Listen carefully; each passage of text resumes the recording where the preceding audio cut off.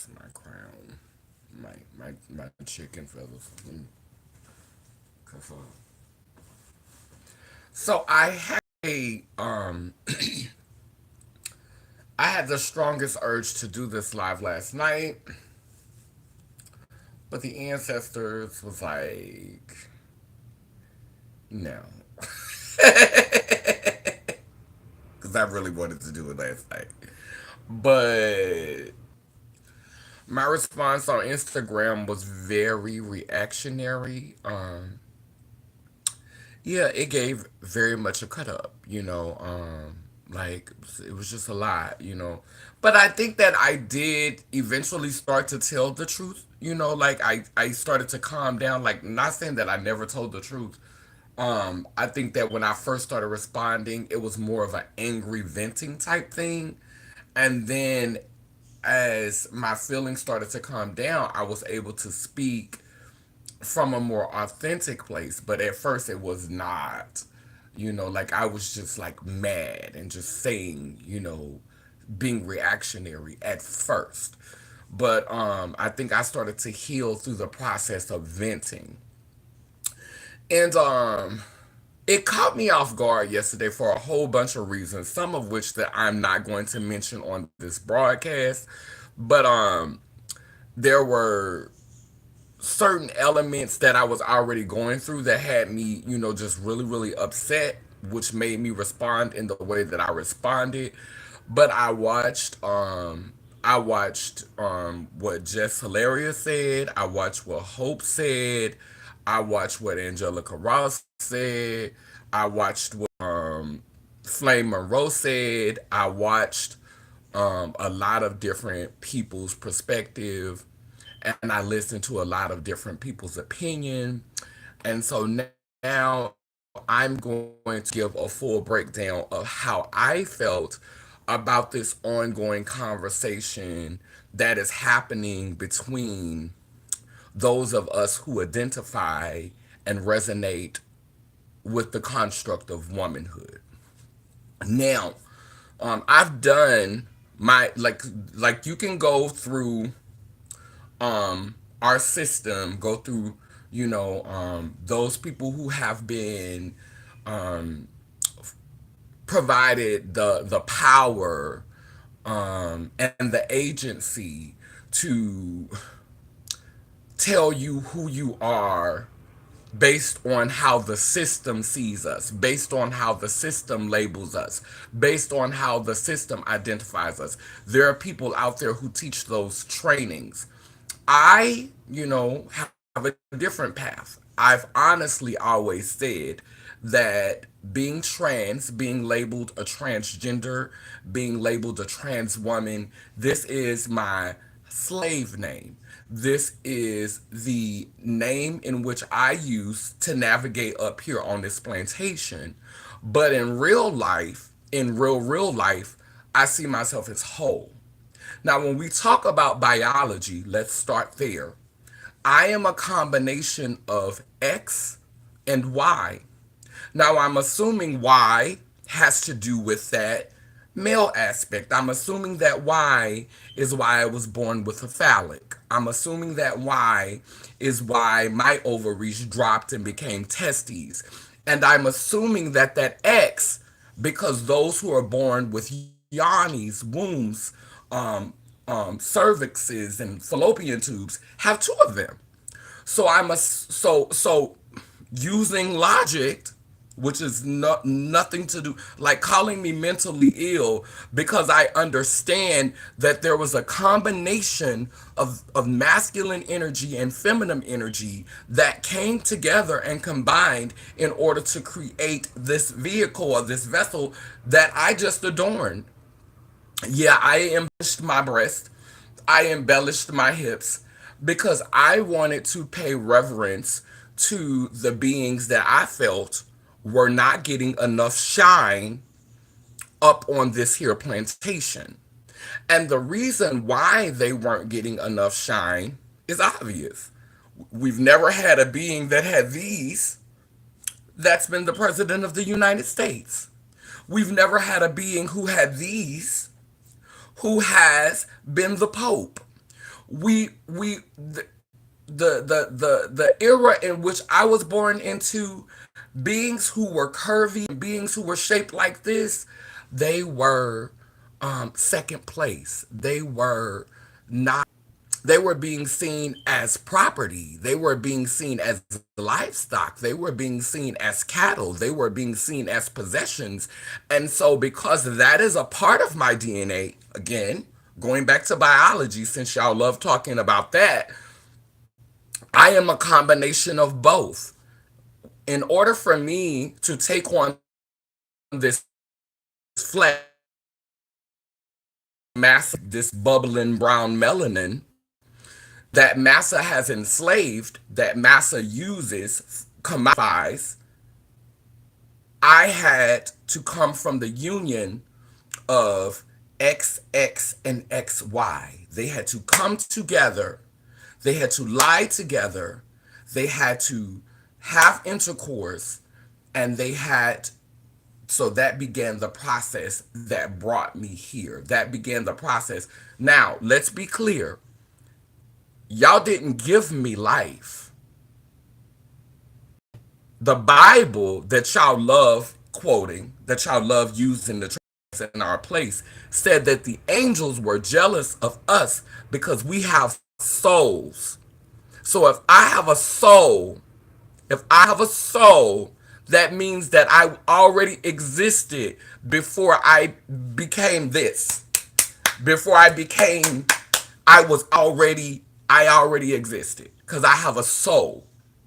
So when they called me here, when they came together and brought me here and gave me flesh and gave me bone. See, y'all don't like to talk about the spiritual aspect. I notice in this conversation, it's only about the physical. It's only about, and y'all love saying that these celebrities have sold their soul and these politicians have sold their soul, but y'all done forgot y'all had one. What's the difference between selling your soul and forgetting you even have one? And make that make sense for me. What's the difference between selling your soul and forgetting you even have one? And so y'all have these conversations, but you don't have these conversations in a way that acknowledges that we existed before we came here. So you didn't give me life. What you gave me was a vessel that is comprised of your DNA and the other partner's DNA. I'm not going to give labels and pronouns because, hey, now for me, it was a he and a she because my mother identifies as a woman. My father identifies as a man. So for me, that's what it was. A man and a woman came together. But all of these unions are not comprised of men and women coming together. And this is where my problem lies with who I call Father Flame. Now, I'm calling Flame Monroe Father Flame in this video because when I watched that video yesterday, it was very much father energy.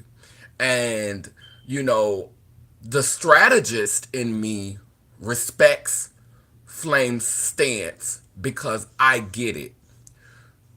Your demographic is black women. Your demographic is a lot of black women. That's who support you. That's who really keep you going. The men don't really like, they see it for you because they realize that you know your place. They realize that you just want to eat. You just want to make sure that your children eat.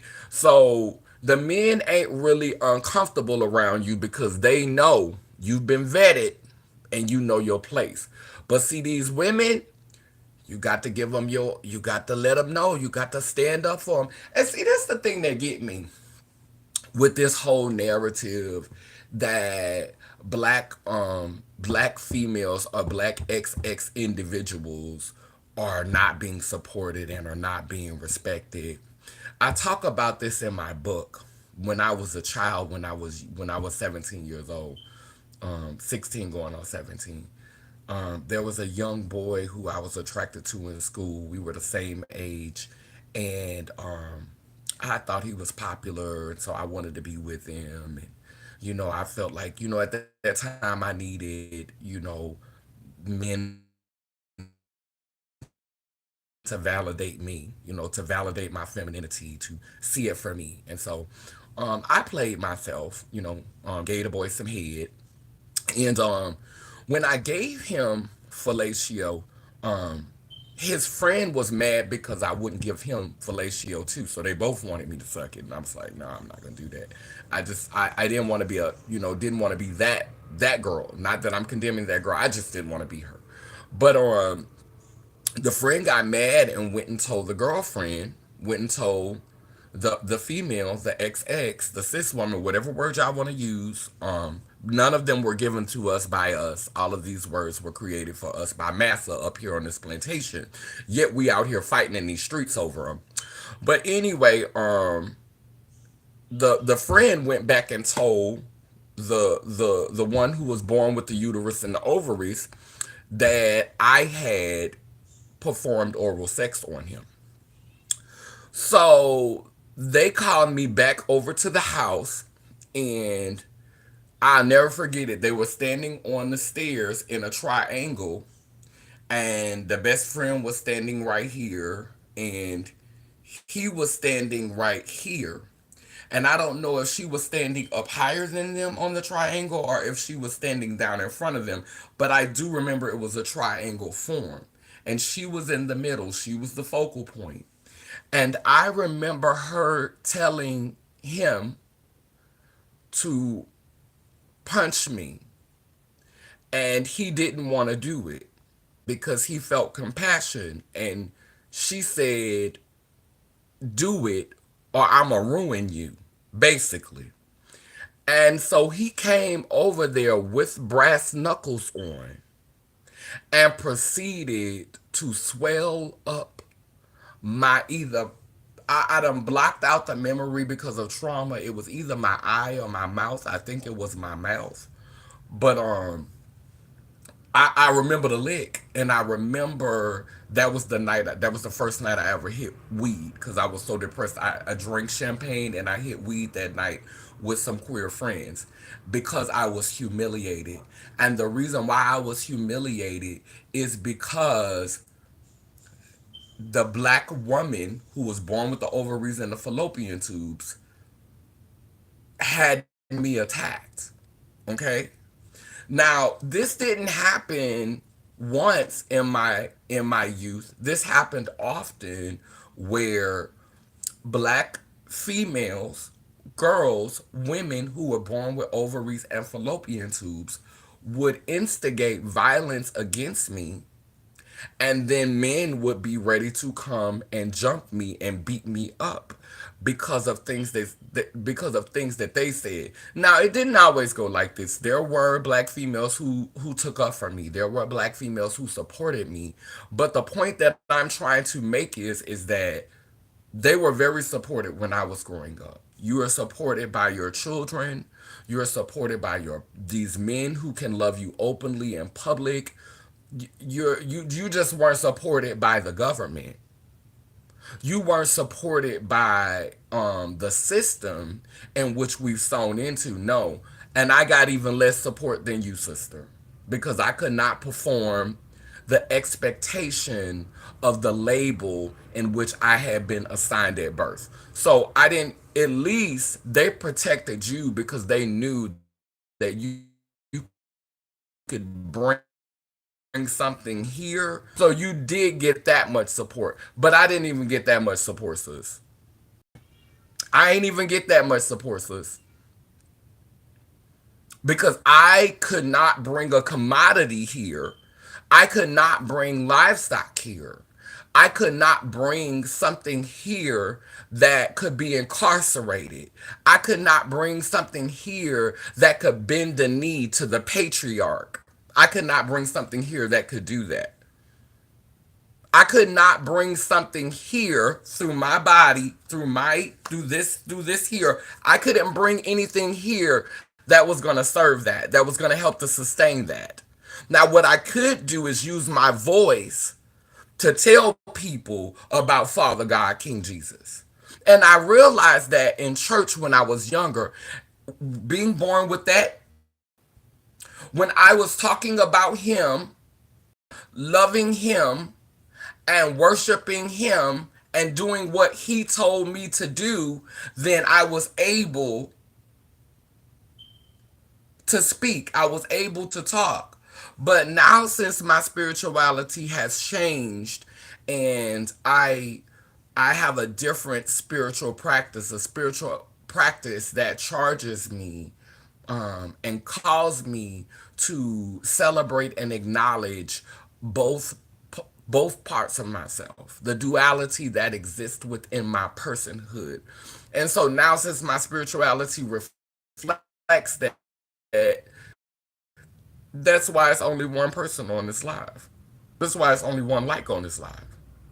If I was trying to be what they've groomed so many black women to be, if I was trying to be a woman in the sense of what it is today, a label that was given to you by your oppressors, a label that was given to you by the patriarch. If I was trying to be exactly what you are, and I was sitting in front of this camera worshiping Father God, King Jesus, like so many black women I know. You know, I love Lexi. I watch her videos, but Lexi is a prime example. I love Tamala Mann. I love Juanita Bynum. There's so many powerful black women out there who are very successful. Why? Because they understand the assignment in this reality. They fall on their knees and they submit to Father God, King Jesus, and they bring willing instruments here to serve that system of oppression. There's a lot of black females who live for it. And if you want my honest opinion, I think some of them don't really believe in what they're saying. I think they do it because secretly they see men as pack mules, security guards, and workhorses. And if I give you reverence and worship you and pretend like you all that and feed your ego, then you're going to get out here and do all this hard work and risk your life and protect me. You're going to be the first line of defense. And then once you dead and gone, I'm going to replace you with another workhorse, pack mule, and security guard. But a lot of these males, these XYs are waking up to it. A lot of these X males are saying, these XY beings are saying, find somebody else to do it. And a lot of XX beings are saying, you know what? I can do it myself. I'm whole. I'm my mother and my father. I'm masculine and feminine energy. I don't need you to be a pack mule for me. I don't need you to be a workhorse for me. I don't need you to do security detail for me. I got this. I done found somebody else to do it, and it's me. So I'm not saying that every black woman thinks like this. I'm not saying that every black man thinks like this. But what I am saying is that the ones who are facilitating the conversation in this reality, the ones who get press, the ones who get center stage, the ones who going viral, they are the ones who subscribe. They are the ones who subscribe to this ideology. So what bothers me is that I have to sit up here and argue with people who look like me. It shows you just how enslaved we are. And I can't help but go back to what Kanye West said. Kanye West said 400 years sound like a choice. And if you really just do the mathematics, the country started in 17 something and it's 20, it haven't even been 400 years yet. So what he is saying is that slavery is still existing, it's still happening. And choosing to fight for something that you're not taking back your sovereignty. Your sovereignty is the right to name yourself. Your sovereignty is the right to label yourself. And in the Bible, it says Adam was allowed to name himself. I'm going to say that again. Adam was allowed was allowed to name himself. The Creator gave Adam the power to name himself. We are all Adams. We are not Adam in the sense of being a man, but we are all that living matter. We are all that living energy. We're all that walking, talking, breathing energy. And so we all have the power to name ourselves and to say who we are. That is the sovereignty. That is the dominion. And so, because many of us have chosen not to accept what we were labeled at birth, we've chosen to say, you know what, you're not going to tell me who I am. I'm going to tell you who I am.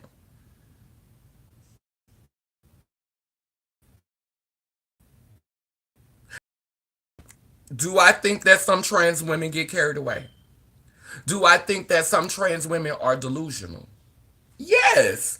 But I also think that there are some women who are born with wombs, who were born with uteruses and ovaries and fallopian tubes. I think some of y'all are delusional as well. Do I think that some trans people have mental illness?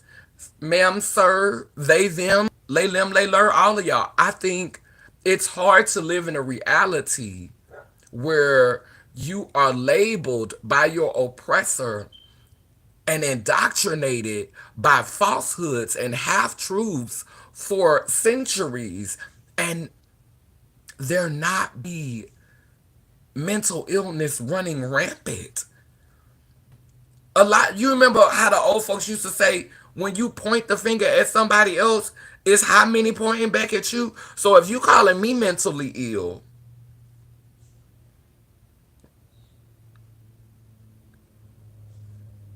so if you calling me mentally ill,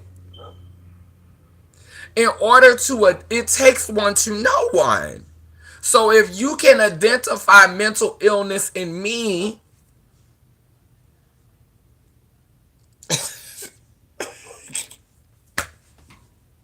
who is not mentally ill at this point? We live in a reality that is warped. And what hurts me and what just depresses me when I hear Flame Monroe talk is how she uses her platform to just co-sign everything. But she told the truth. They told the truth. He told the truth. All of them told the truth.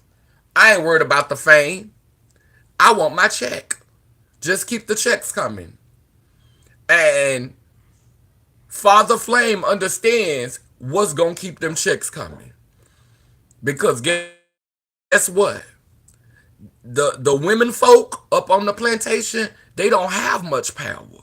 But the power that they do have is that they could say, we don't want to hear that. That's the power that they do have. They could say we don't support that. We gets on this plantation and works and honors the father and does what the father say, and we serves him and we follows him and we puts him on the pedestal, and we don't want to hear this man here with the titties that ain't bringing no life here, ain't got to carry no babies inside him, sitting up here talking about he's like us, like he's one of us. And the self-hate is real. Because how you birth something that you don't want to see, it's how do you bring something here and be mad at it for wanting to mirror you? Like, that's mental illness. How do you bring something here and then say, you know what, you don't have the parts to make the babies, so use not me. Use something else. Use not like me's. Use this thing. Use something else. Use ain't like me's. I's a woman. I carries life in me's. Use can't to do that. Use like them over theirs. How you do that? And then here comes Flame. Eyes could have never made it here if it wasn't for Eyes Mamas. Eyes Mamas gave me's lives. Yes. What? What happened to the soul? Like, Our DNA tells a story that is thousands of years old. And let me tell you something. For this argument about them digging up my flesh and being able to say what I was in this matrix, you ain't digging up nothing. Y'all ain't finna do me like y'all did the pharaohs and have my bones and stuff on display in a museum. Cremate me. Cremate me. I want to go completely back to the earth because my energy is going to live on and I will still be able to manifest in the physical form. I do not need to keep bringing slaves to the plantation. I do not need to keep descending into this lower dimension. I do not need to keep doing, I do not need to come together and procreate physically in order for what lives in me, what moves through me, what animates my being to continue to exist. Life will always find a way. Life will always find a way. Those doors and those keys, because the penis is the key and the yoni is the door, that exists on the spiritual plane. That exists outside of this flesh. We egotistically think that we're this is the only way to be, this is the only way to exist. You so wrapped up and tied up and bound up in this matrix. That's why they don't need chains anymore. That's why they don't need cages and prisons for us anymore, because we locked up in our mind, boo. We locked up in our mind, baby. It's just like when they the experiment when they put the thing inside the jar and they put the lid on top of the jar and they kept the lid there so long that once the lid had been there for so long, the creature could have got out, but it never tried to get out because it kept hitting the lid on the jar. So it hadn't already accepted, and that's us. That's the experiment. That is us. This is why we haven't evolved into a different species. This is why we're so like we are. This is why we're still in the space we're in. Because we have all these so-called intelligent and so-called smart people. The people in the comment section that was talking about how Flame tell the truth and how Flame keep it real. It is the truth. In a lie, in a big ass lie. It don't take much to sustain a lie. The truth up on the plantation is massa truth. It's the oppressor truth. How are you a combination genetically, biologically? You are a combination, a feminine aspect and a masculine aspect had to come together in order to create you. And then when you are born, you are biologically just the one thing. But it took two different things to come together to animate you in the physical form. And so biologically, you're going to tell me that the yoni and the penis, the phallic and the vagina had to come together to create me, but now biologically I am only one. But it took both of them to make me. And you want me to buy that. You want me to believe that because I had an Audi instead of an innie at birth. You want me to buy that. You want me to be simple enough. You want me to be like Oz knows what Oz was born. I was Flame said go pee. Really? Bless your heart. They did a number. Go pee. Really? My sex organs don't determine who I am. And I don't worship dick. If I was that impressed by dick, I would have kept my own. Dick don't impress me like it impress y'all. Do enjoy it. Dick is a beautiful thing. Whether it's on a male or a female. Whether it's on a masculine being or a feminine being. Dick is a beautiful thing, but dick don't move me. Because, like I said, if I was here to worship penis, I would have kept my own.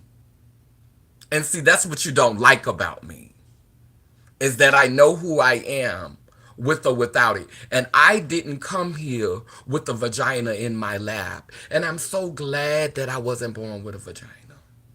Oh, I can remember the days I cried because, somebody in the comment section said, you are the biggest conformist. You changed yourself to try to fit in. You ain't no hero. You the conformist.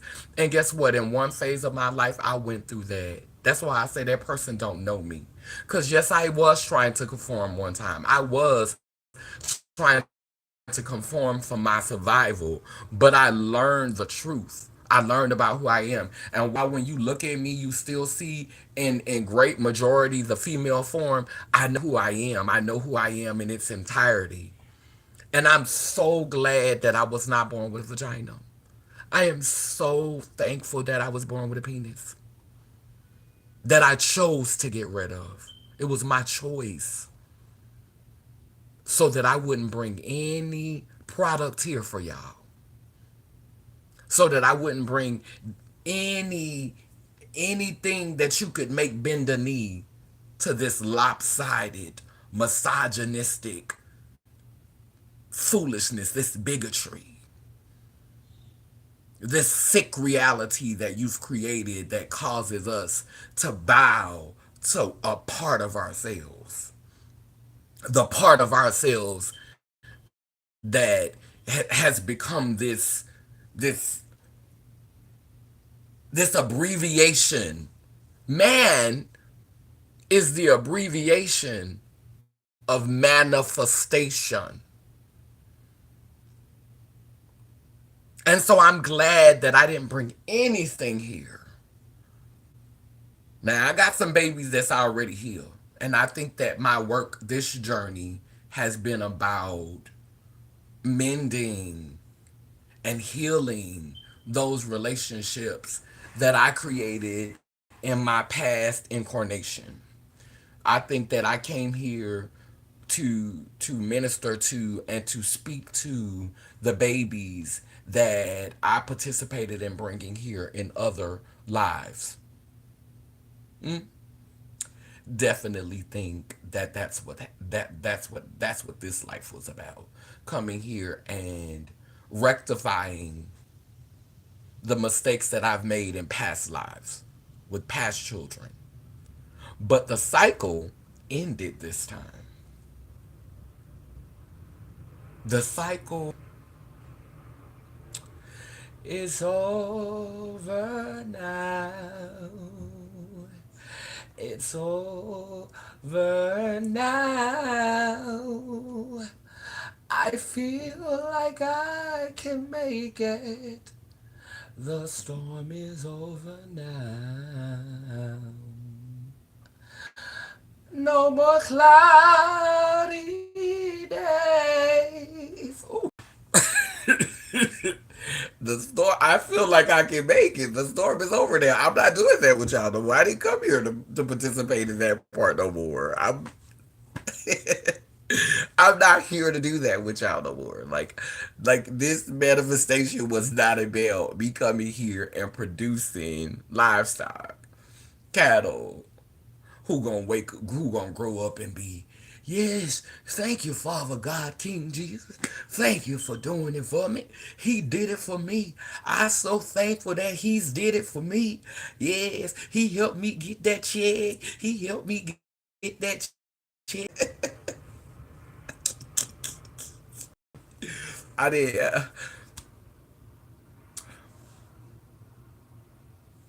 Knowing that when I close my eyes and I get ready to go to the next part of the journey, I didn't leave nothing here to do that.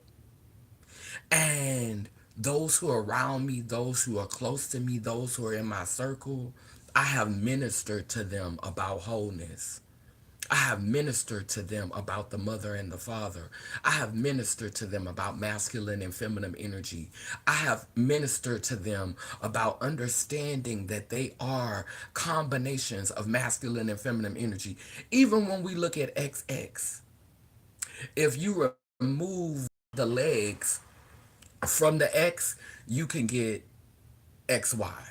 So we obviously know from looking at how how we all start off as female in the womb. How how we all start off as female in the womb. I'm doing something. Yeah, how we all start off as female in the womb. And how some beings are naturally, even when they're born, the clitoris can look like a baby penis. And so we understand that we every most people have two nipples. We got two eyes, we got one nose, we got one mouth. That's the pretty much the pattern. We're a combination. We all need three parts water. We're all made up of three parts water. We all need air to breathe. We all need water to sustain ourselves. We can't live without these things. And so obviously, we're not, just because we're born with different reproductive organs, that doesn't make us different species. Okay, so just common sense. A little bit of common sense. And so biologically, though my bones may be denser, though I may have been born with different reproductive organs, these are different functions that I have in a body that is a combination of both. So we are still a combination of both, but we are born with different functions. That's it. And some of us are born with both. It's an anomaly, it's a rarity, but it's a reality. Let me say that again. It's an anomaly, it's a rarity, but it's still a reality. And that is the indicator of the capability and the capacity. Okay? So if it exists, we know it's nothing new. Again, if we go back to The Spirit of Intimacy, a book that was written by the Dogon, which are, if you do your research, which is a tribe that was supposed to be a part of the tribe that was in Egypt and actually taught the mystic schools. And the Dogon has record of beings who defied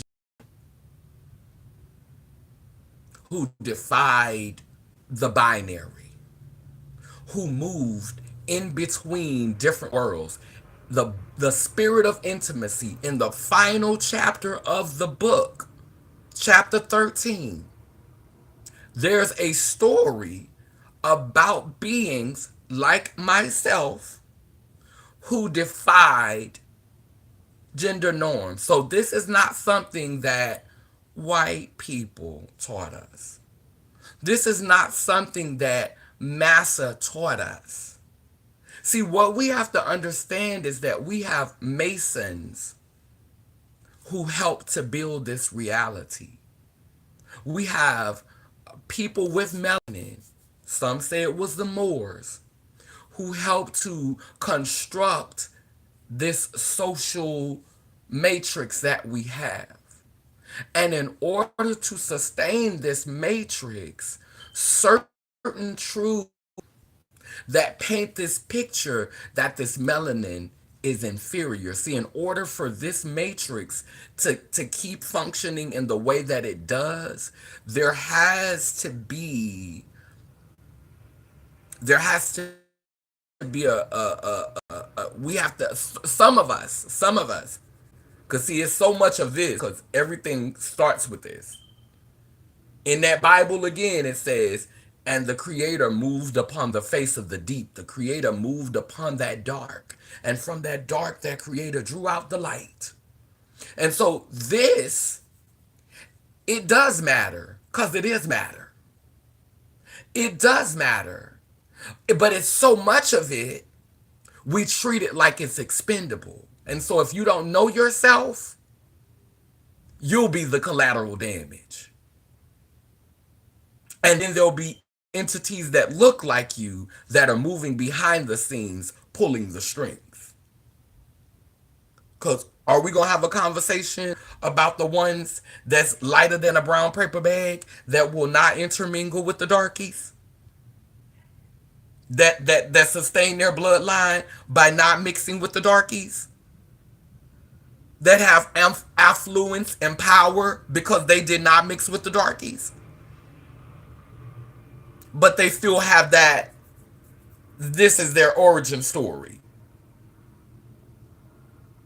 And once they got this out, once they got it to a certain shade,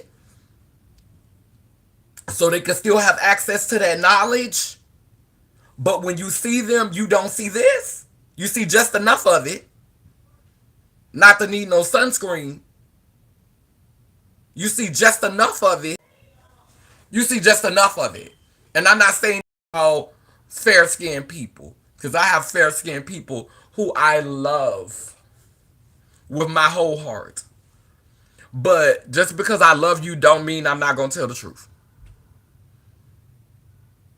So there's so much of this, sometimes it can appear to be expendable. And so that's why you have to do the work of knowing yourself. You have to do the work of studying and learning about who and whose you are. Because guess what? They're not going to do it for you. They'd rather puppeteer you than teach you. They'd rather puppeteer you than empower you.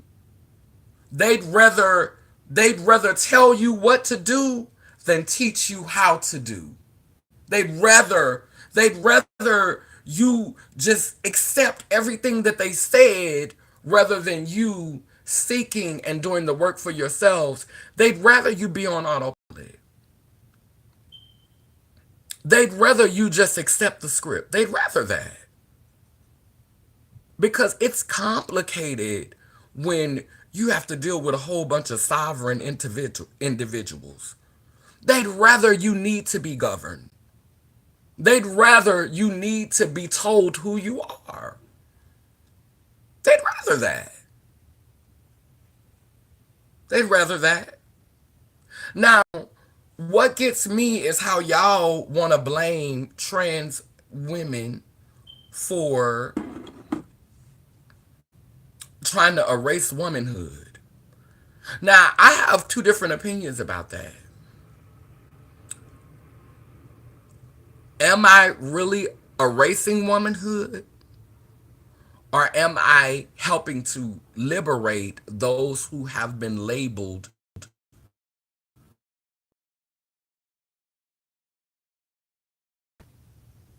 Am I erasing you? Am I taking something from you? Or am I helping to set you free? Then on the other side of that, if I am this man that many of you keep calling me, isn't it men who named you a woman? Did not, if we go and do our research and go and look in the book, who told you you was a woman? Did not a man tell you that?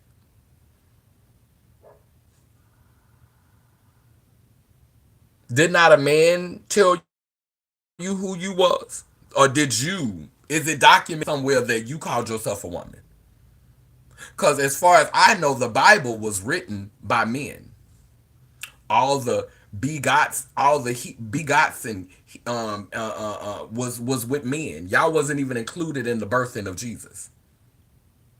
So did not men tell you you was a woman? So if I'm a man, like you said I am, why I can't tell you you're not a woman?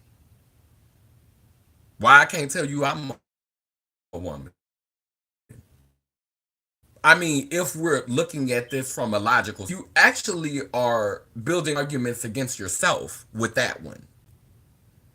So if I named you, if my forefathers, and I'm a forefather, if I named you a woman, don't I have the right not to name you now?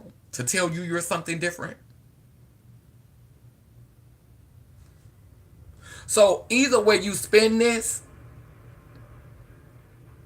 you can't sit up here and call me mentally ill for what's going on right now. I don't participate in that. I think it's more about freeing all of us to label ourselves, to name ourselves. That's what my work is about. That's what my platform is about. But when when I hear beings who were born with ovaries and fallopian tubes and who identify with the construct of womanhood, beings who are able to ministrate and identify with the construct of womanhood, when I hear them say, "Oh, why don't you go and find something else? Why won't you go and name yourself? Why don't you find another group?" Didn't men name that group? Why do I need to find another one? Ain't that what the forefathers did? Like, make that make sense. But again, like I said at the beginning of this video, now I identify more with my foremothers and I identify more with the construct of womanhood, but I see myself as whole. I see myself as a combination of masculine and feminine DNA. I see myself as a combination of masculine and feminine energy. I see myself as my foremothers and my forefathers.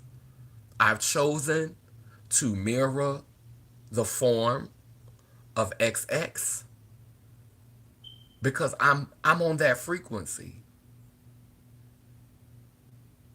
This wasn't a promotion. There's been times where I've been hunted, I've been attacked, I've been locked up, I've been beat up, I've been talked down to, I've been treated like trash because I wanted to move through this reality in the form of my mother and the mother that came before her. I have been persecuted for that choice. This was not a promotion. This was a demotion. And the fact that I could not produce any livestock for y'all, oh honey, the thing that y'all brag on, that you's the prize heifer,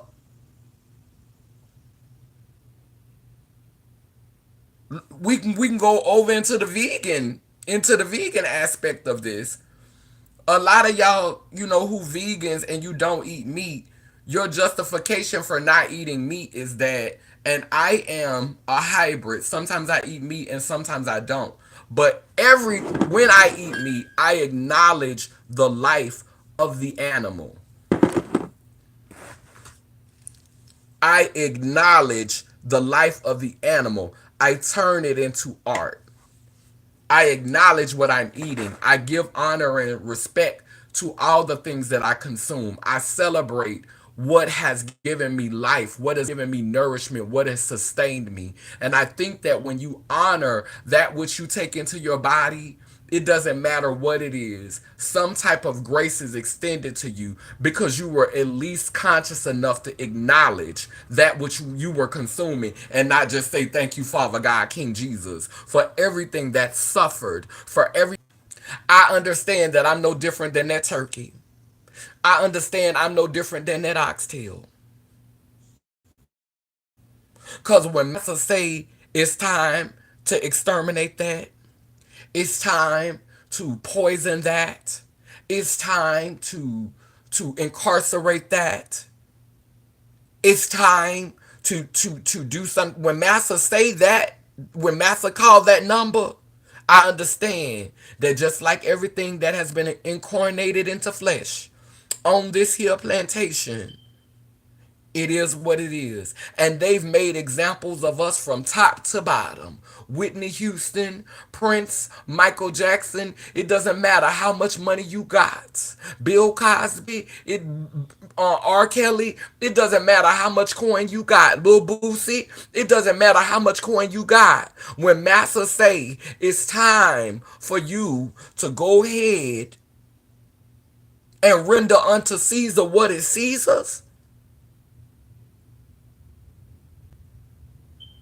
they even came for Dr. Sebi. When massa say it's time up on this here plantation that y'all brag about bringing us into. Because I gave life.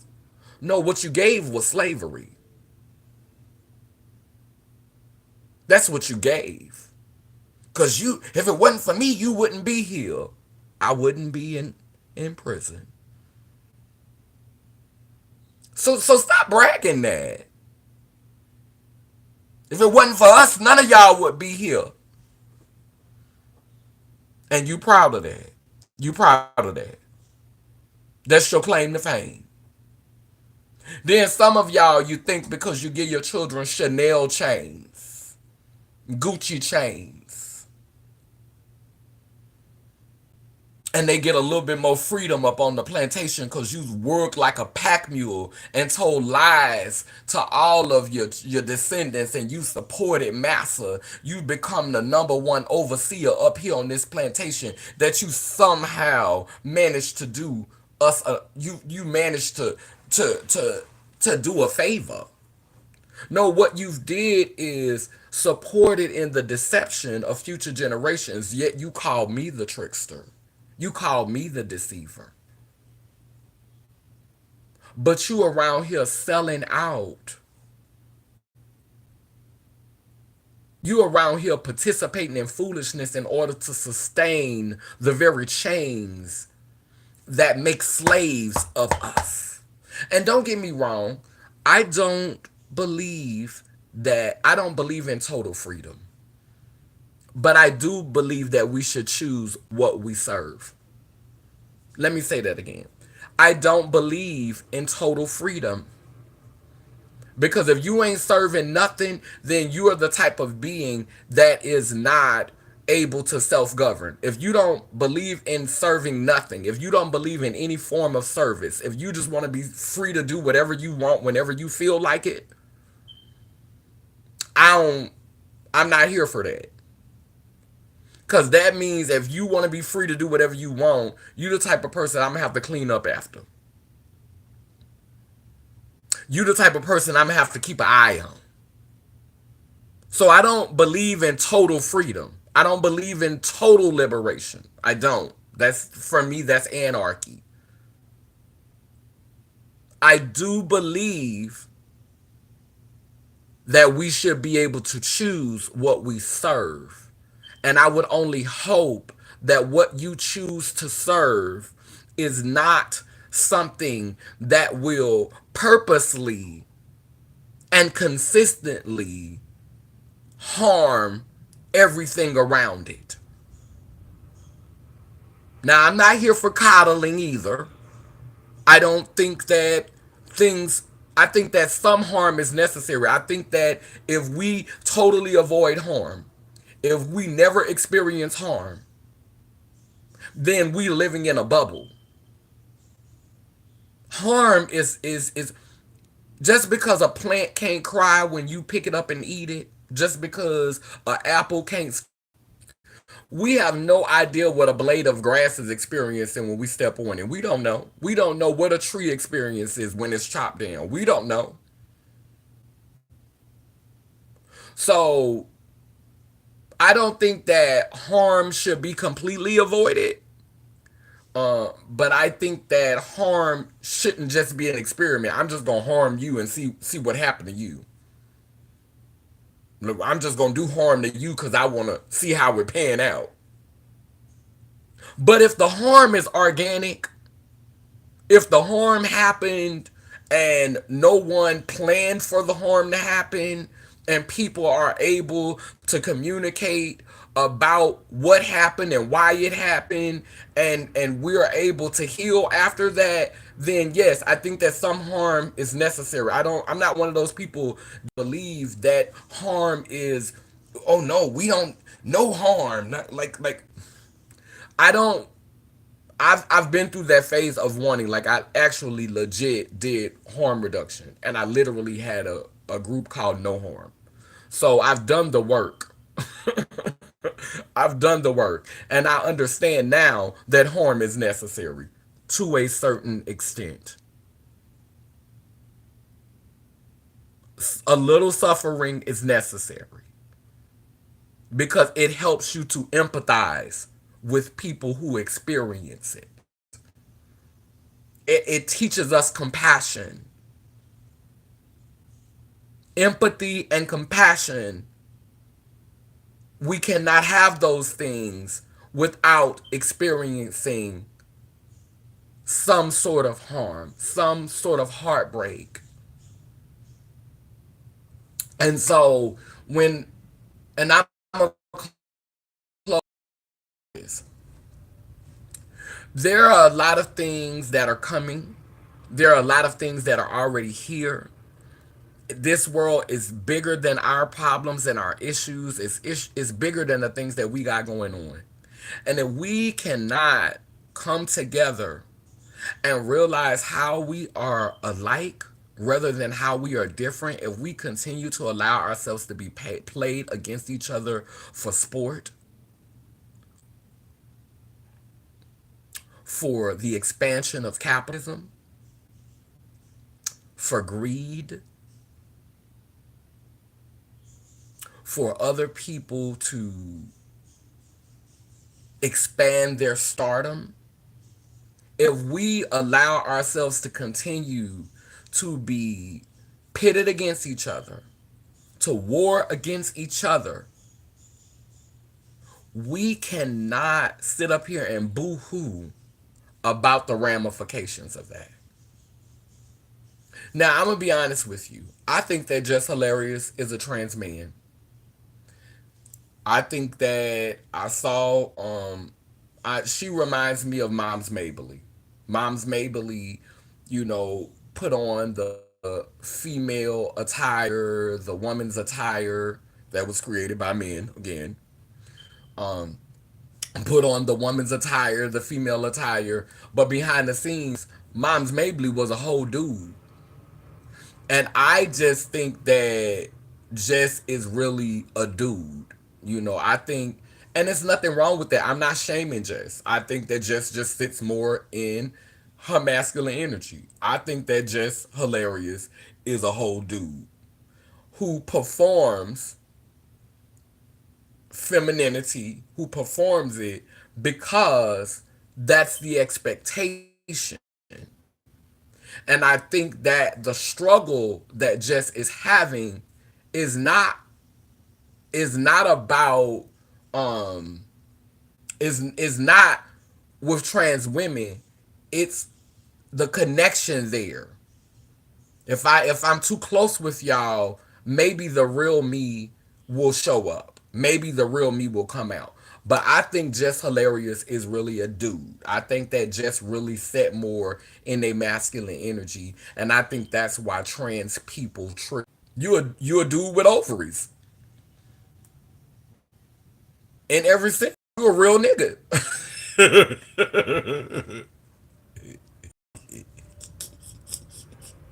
You a real ass nigga. So I think that Jess is I think that Jess is a trans man. I think that it's a lot of he in there, and I think that that's why the trans community triggers Jess, because there's a man in there just waiting to come out. That's what I think that he is. And the trans person who started this whole mess, I I made the comment,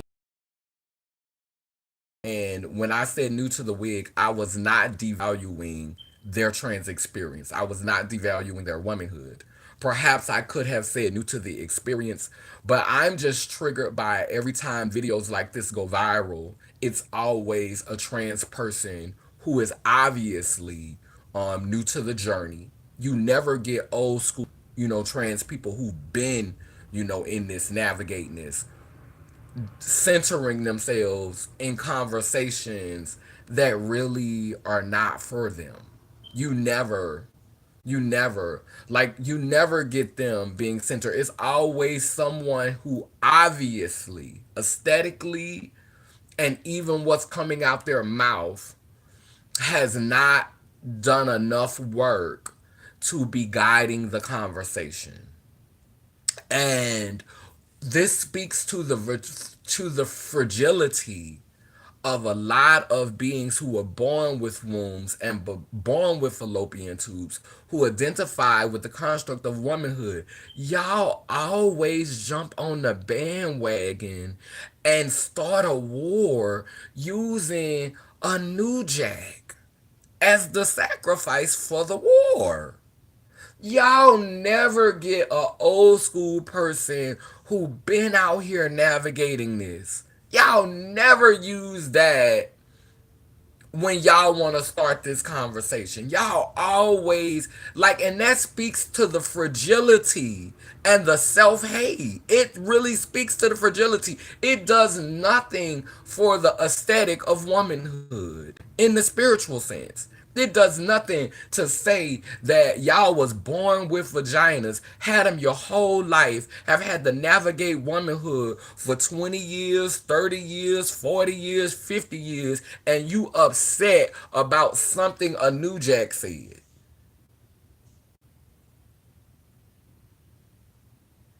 Y'all all up in arms about something a new jack said.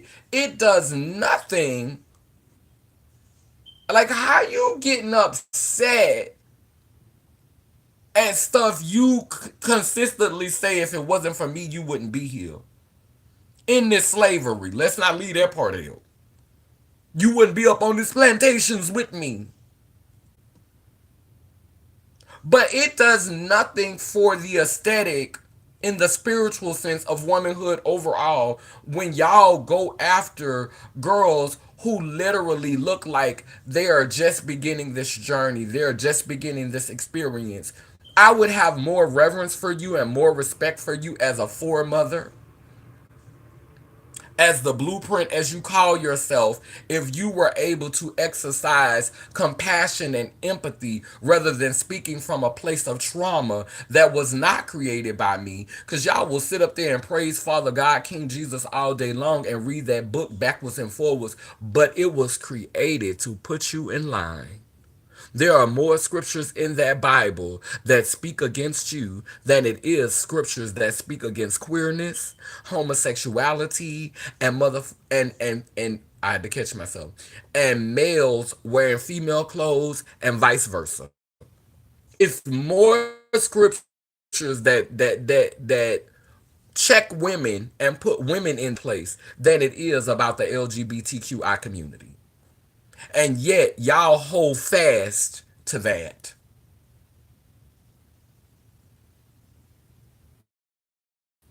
If you would challenge these systems rather than the products of the system. Because if it's young trans people running around here thinking that they more woman than you,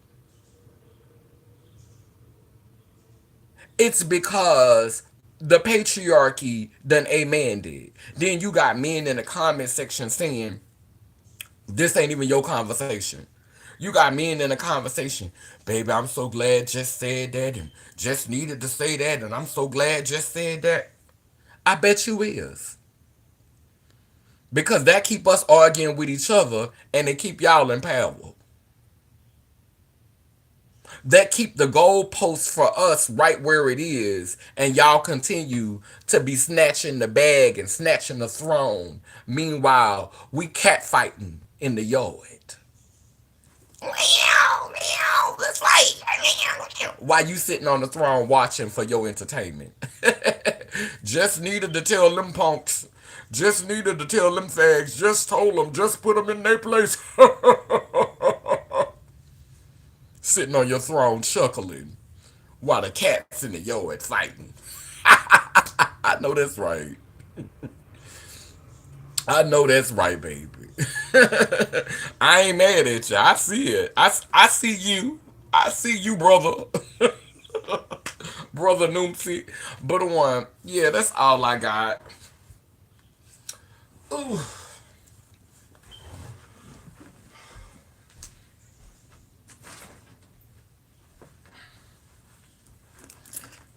ooh, that's all I got for this here live. But I am going to light a candle today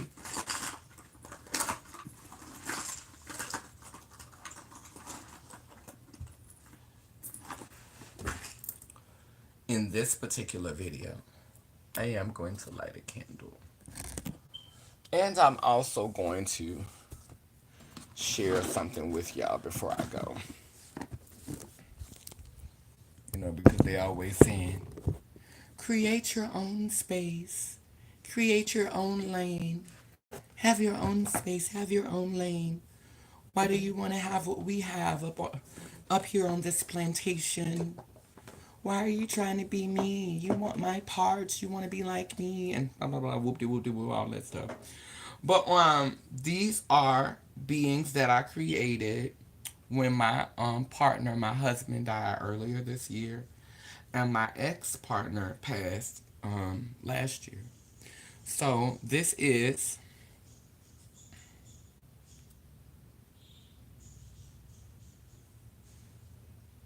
Laylim. Wait, no, this is Layler, and this is Laylim.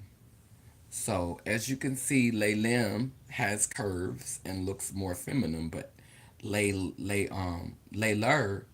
is tall and big, and they say the brain is the 90% that we don't use is the feminine energy, and they say we use the masculine energy, which is 10%. And so these avatars or these clay entities in which I shaped myself represent masculine and feminine. They represent dark and light. They represent chaos and order. They represent war and peace. They represent love and war. And this is the symbol of life, and this is the symbol of death. But death is holding a cocoon and a caterpillar, because death is just a phase that we go through. It's a door that we go through. It's a space in which we exist, so that we may prepare to be animated again, to be active again. It's that dormant season in our life. That's my understanding and my spirituality. And so Laylim, let him, represents that. Layler, which is her, represents, they both are wearing crown-like entities on their head. Okay? But they both have their places. And so I'm reminded of who I am inside. When you look at on the back, you see the DNA symbol going down Death's back, and over here you see the infinity symbol on life, and you also see the DNA cord going down the back. And all the dots on life represents all of the ancestors that that move and animate and help this to function. And so when y'all say that all of us are not just here to play along and to mimic what is, some of us are actually doing the work of expanding this space so that we can allow so that we can create and cultivate a space of freedom that allows for those of us who have the capacity to self-govern, those of us who are intelligent enough and spiritual enough and conscious enough to self-govern ourselves, cultivating that space in which we can better understand the wholeness of our being. Because again, that DNA that creates us is right there. And so I'm doing that work. This is mother, this is father, but low-key both of them mother father. One of them is just more father, and one of them is just more mother. Get into that too. But they both are the same. They both have the same, but it's proportioned differently. in each of them, and neither one of them have genitalia because in the spirit that's not necessary. Amen, a woman. So, yeah, I just wanted to share that with you before we get ready to get out of here. Um, I'm gonna light this candle. This candle is green. It represents prosperity. Normally, I light three candles, but I'm lighting one today. And yeah, this candle is to help to guide our ancestors to the next part of the journey, to help them to transition to that next phase of understanding, whether it is in the physical sense or the spiritual sense. So as you move on to the next part of the journey, where find your place, in and outside of this matrix, I pray that for you. I pray that we continue to do the work that helps future generations to realize more liberation and the responsibility that goes with that liberation.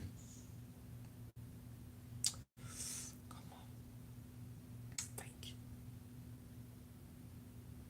And the responsibility that goes with that liberation. That doesn't mean that I'm not going to offend you. That doesn't mean that I'm going to always have a cup of sugar for you. Because I might say some ugly stuff sometimes. But it means that I am doing the work to not be stuck in that place. That means that I am doing the work of healing so that if I am drowning in that quicksand, my tribe will come around me and somebody will push that branch down there over that hole and they'll pull me up out of that. They won't leave me to drown in my self hate. They won't leave me to drown in my despair and my suffering and my ignorance. But somebody will come and not just extend an olive branch, but extend a branch that will help to pull. That's the work that I've been called here to assist in. And I do this in honor of those who have suffered, those who have been punished, those who have been persecuted simply for defying to fit in. Because I may not fit in this matrix, but I fit into the cosmos. I fit into the universe just fine.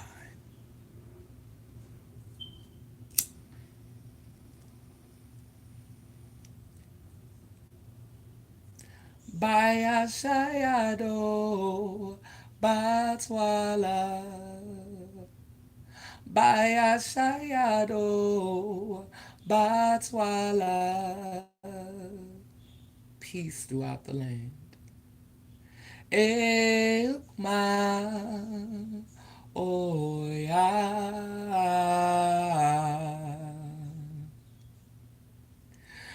Elma Oya.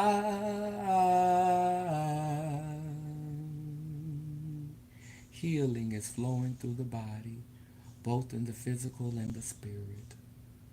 Elma Oya.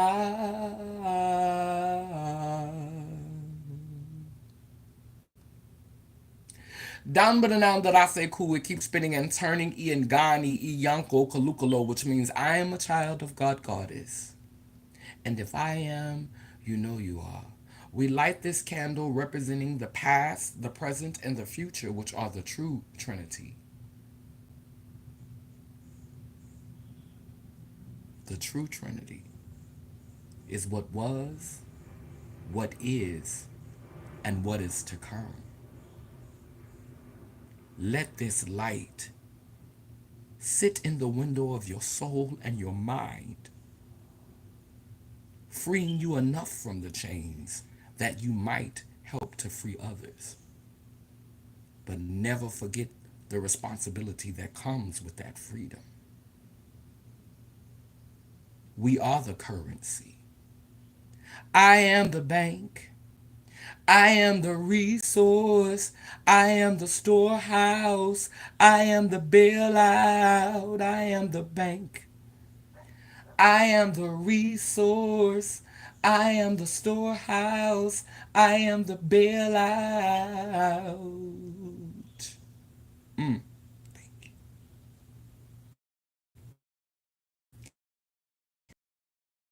Thank you, mother. Thank you, Father. You made me whole. You heal my soul. I am both egg and seed. I follow and lead, not just flesh, but a spiritual being, once enslaved. But now I'm free.